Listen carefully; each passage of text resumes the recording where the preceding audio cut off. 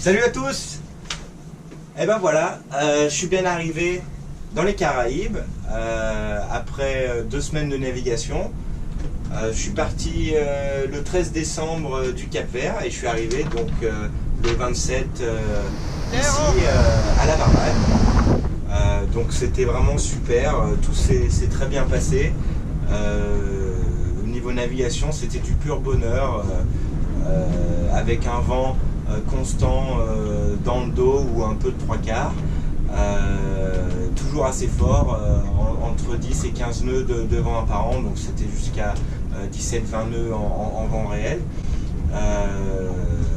Donc c'était du pur bonheur au niveau de la nave. J'avais une petite routine, c'est-à-dire que le matin, je prenais mon petit déj et puis ensuite j'installais le spinnaker. Et puis voilà, ensuite c'était bon pour la journée. Et le soir, je rentrais le spinnaker et j'envoyais le génois tangonais avec ou sans la grand voile. Ça dépendait de la force du vent et surtout de sa direction, puisque j'ai plutôt privilégié quand même le confort la nuit à la vitesse. J'étais pas forcément pressé et donc c'était plus agréable d'avoir des voiles bien installées, bien établies pour pouvoir dormir tranquille. C'est un point assez intéressant parce qu'au milieu de l'Atlantique, il n'y a vraiment rien, ni personne. Du coup, j'ai dormi quand même ici sur les banquettes. J'ai pas mis une fois les pieds dans ma chambre. C'est vrai que ça fait longtemps que j'ai pas dormi dans un vrai lit. Voilà, mais je passais des nuits complètes ici. Bien que j'avais un sommeil relativement attentif, au moindre bruit suspect, je me réveillais facilement pour aller voir. Parfois c'était le vent qui tournait, donc il fallait à nouveau régler les voiles. Parfois ça m'est arrivé plusieurs fois que le pilote automatique il se déconnecte au milieu de la nuit, donc le bateau se met à tourner sur lui-même, donc c'est pas un truc très très agréable. Voilà, mais sinon j'ai pu passer des nuits complètes sans mettre ni de réveil ni d'alarme, parce que vraiment au milieu de l'Atlantique, on est au milieu de nulle part, il n'y a personne. L'Atlantique c'est un vrai, ce qu'on appelle un tapis roulant quoi, avec les alizés qui poussent tout le monde dans le même sens, donc tout le monde va d'est en ouest et il n'y a personne qui va dans le sens contraire, donc on n'a aucune chance de croiser un bateau de face. Et donc au final, j'ai croisé que seulement 3 bateaux.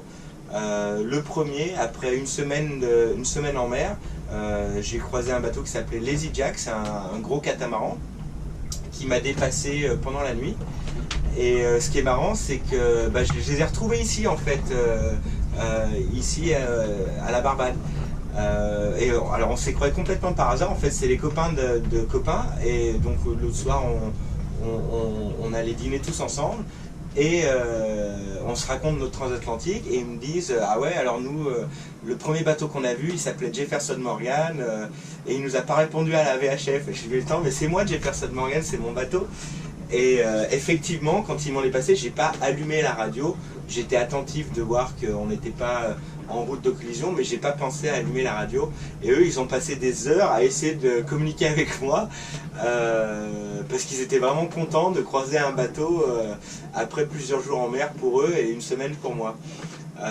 Voilà, donc c'est vraiment marrant de recroiser, de les avoir recroisés ici et que voilà on se soit reconnus. Et à part ça, j'ai croisé un gros bateau de croisière qui m'a pareil dépassé pendant la nuit et j'ai vu les lumières, vraiment un énorme paquebot de croisière. Et sinon j'ai croisé aussi un porte-conteneur qui faisait la route du Brésil au Canada. Donc lui c'était marrant parce qu'on s'est croisé à la perpendiculaire, il faisait une route complètement au nord. Donc ça c'est vrai que c'était assez spécial de croiser ce bateau là. Voilà, donc tout s'est plutôt bien passé, j'ai pas eu beaucoup d'incidents.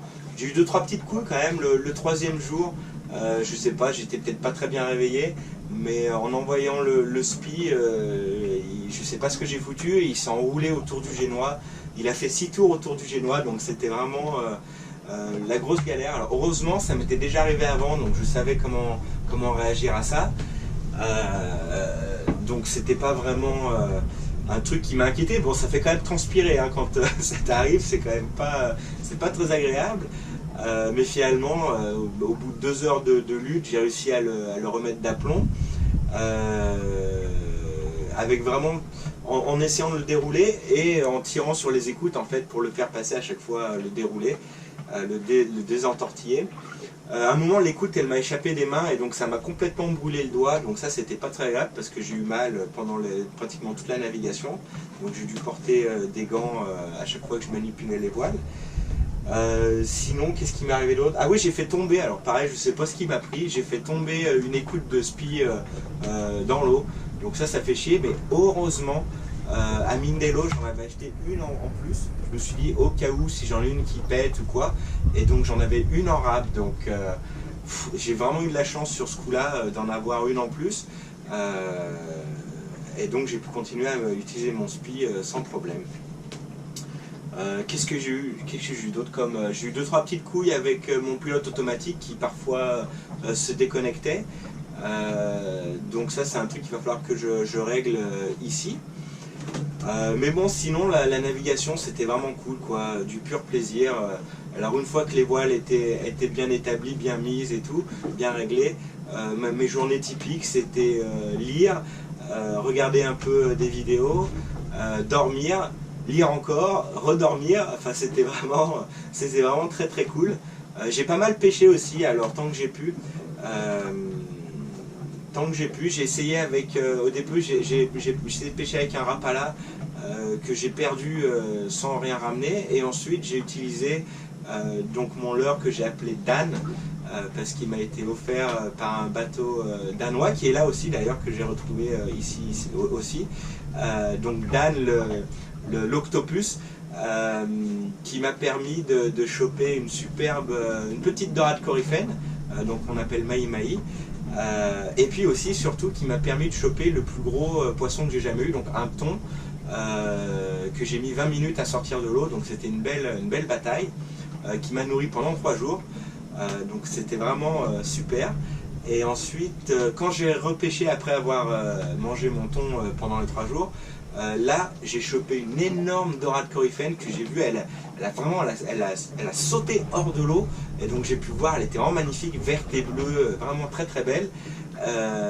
Mais on s'est battu pendant une vingtaine de minutes, et puis finalement j'ai pas bien joué le coup, j'ai laissé trop de tension dans la ligne, et donc la ligne a cassé.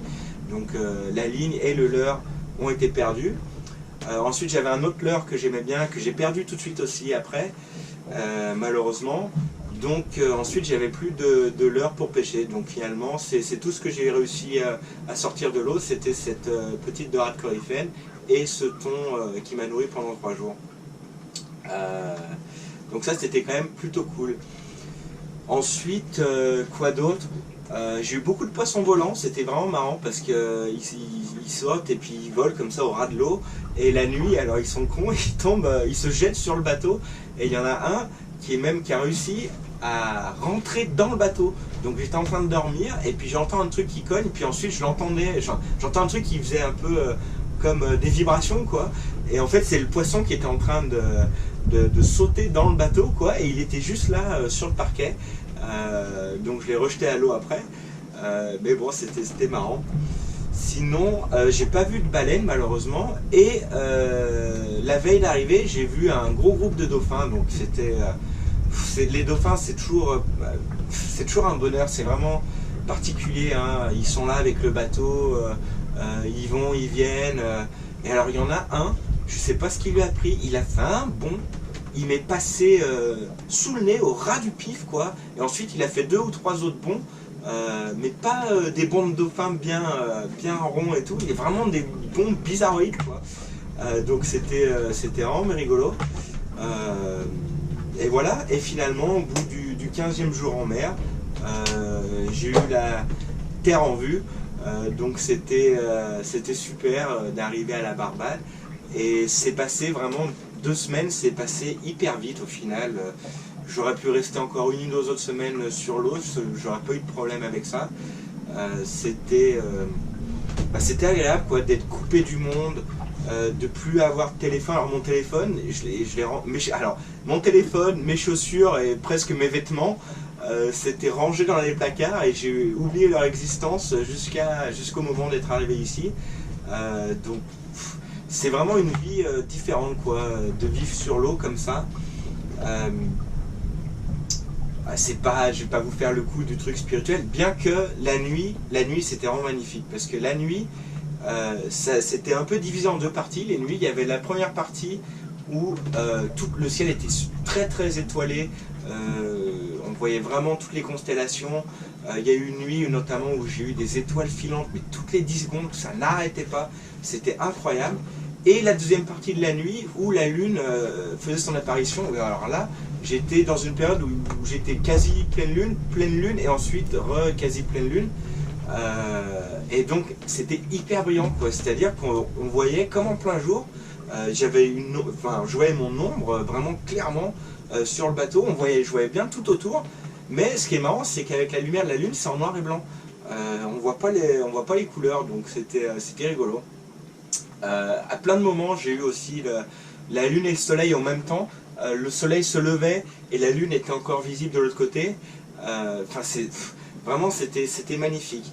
C'était magnifique et passer ces 2 semaines comme ça, coupé du monde, c'était super. C'était une super aventure. J'étais quand même content d'arriver. Et ce qui était super aussi, c'est que j'ai eu plein de copains. Donc j'ai eu mes copains australiens qui sont arrivés 2 jours avant moi. Alors, ils étaient partis avant, mais ils sont arrivés donc 2 jours avant moi. Les copains danois aussi qui étaient là. Et donc on s'est tous retrouvés ici après. J'avais prévu le champagne, donc on a bu le champagne à bord le jour où je suis arrivé. On a pris l'apéro et tout. Enfin c'était super. Donc c'est vraiment des bons souvenirs. Pour moi c'était un rêve d'adolescent de faire une transatlantique en solitaire.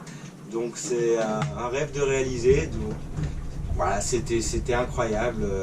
Je suis vraiment très content. Et puis maintenant, je vais pouvoir découvrir les Caraïbes. Donc là, on a décidé de passer le nouvel an à la Barbade.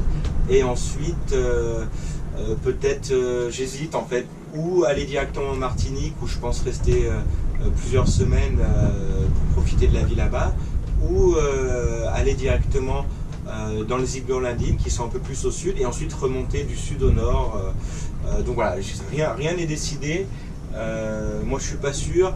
On va voir aussi avec les copains parce qu'on aime bien passer du temps ensemble. On fait vraiment plein de trucs et ça c'est super. En plus on a plein d'intérêts communs. On aime bien pêcher, on aime bien faire du snorkeling, on aime bien